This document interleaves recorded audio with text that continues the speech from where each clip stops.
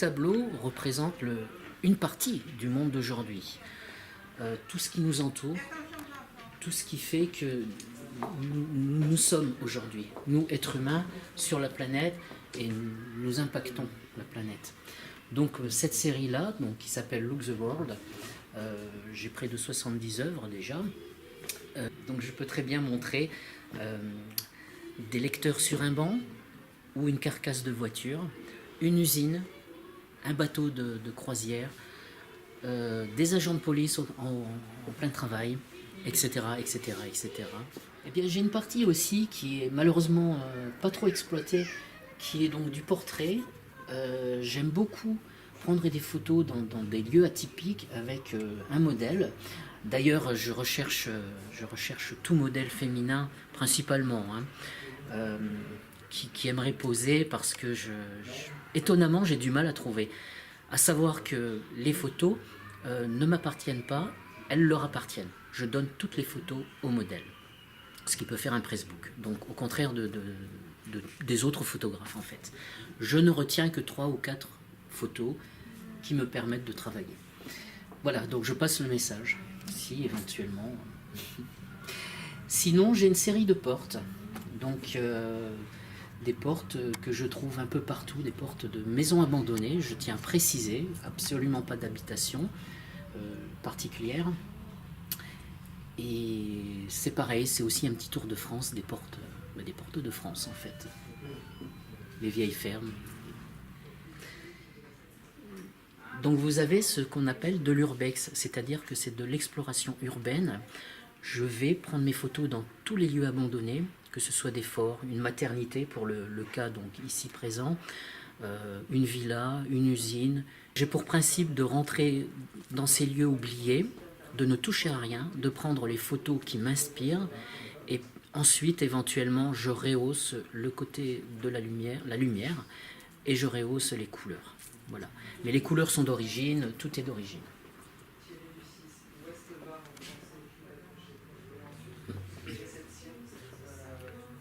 Un tableau qui est plus ancien, c'est un tableau que j'ai fait à la base sur toile et qui au final, quelque part, comme je le disais tout à l'heure, la toile et le châssis me dérangent un petit peu.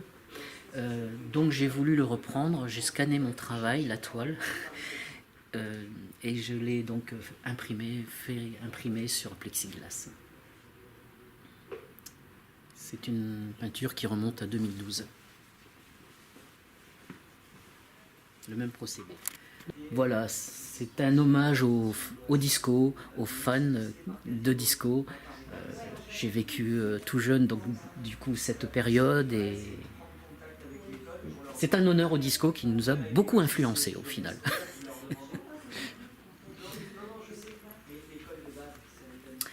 Alors ici je vous présente ma dernière technique, je l'ai accrochée il y a à peine 3 jours. Une impression de froufrou, de vieux tissus d'antan, et je suis vraiment fier de cette œuvre, de ce travail. Je suis en train d'en préparer d'autres. Il m'impressionne en fait, tout simplement il m'impressionne. Il est vraiment très beau, il y a une profondeur, il est labyrinthique, et on a envie de le toucher. Je suis beaucoup à la base dans les couleurs chaudes, donc ça se retrouve principalement dans mes premiers travaux, voilà, où je faisais beaucoup de mouvements de sphères et de choses qui flottent en fait.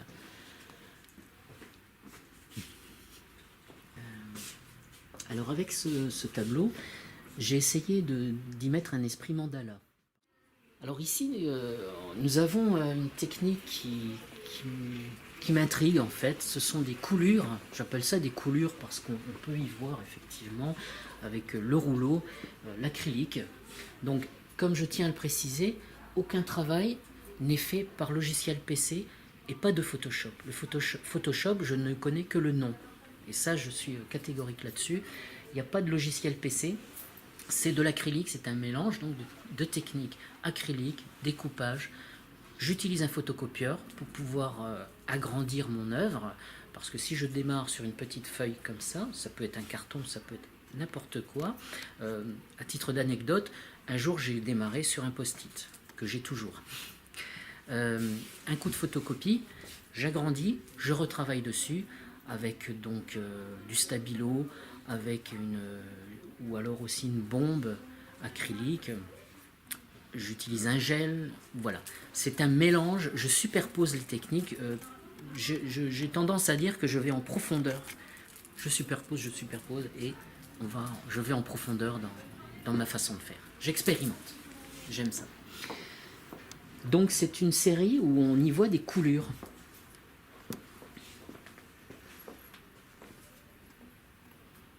D'ailleurs, entre le premier et puis celui-ci, on voit une évolution qui s'est faite déjà. Il y avait celui-ci en plus, des trois là. Qui est très beau aussi. Et là, on retrouve.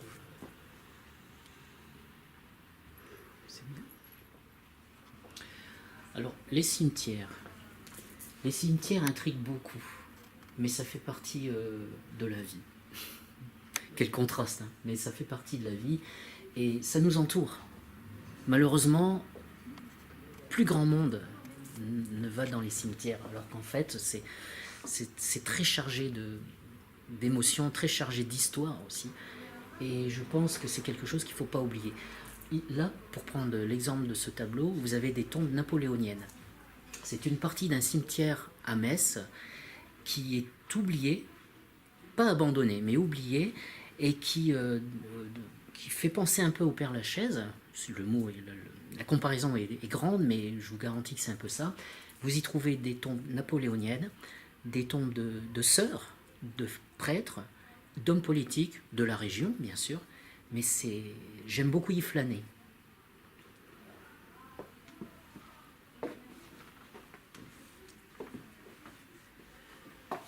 Pour continuer avec la Moselle, nous avons là donc un fort allemand qui normalement on ne peut pas le visiter, ou en tout cas les trois quarts du fort ne peut pas être visité. Par chance, et je le dis à l'écran, mon père ayant vécu tout en bas de ce fort, gamin, il savait où se trouvaient les passages et les souterrains. Voilà. Donc je détiens quelques secrets que je ne divulgue pas.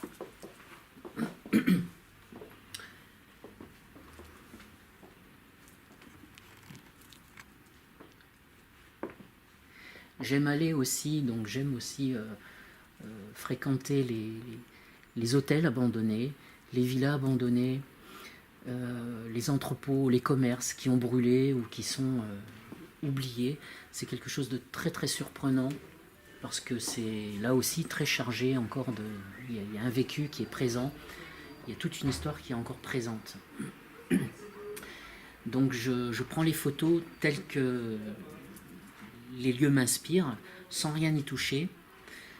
Je ne rehausse juste éventuellement qu'un peu les couleurs.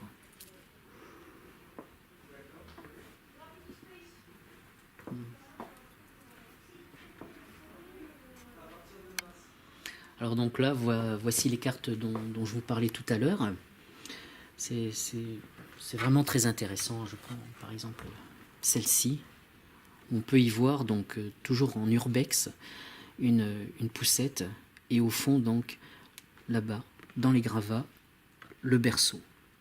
Donc pour vous dire, on y trouve des choses incroyables.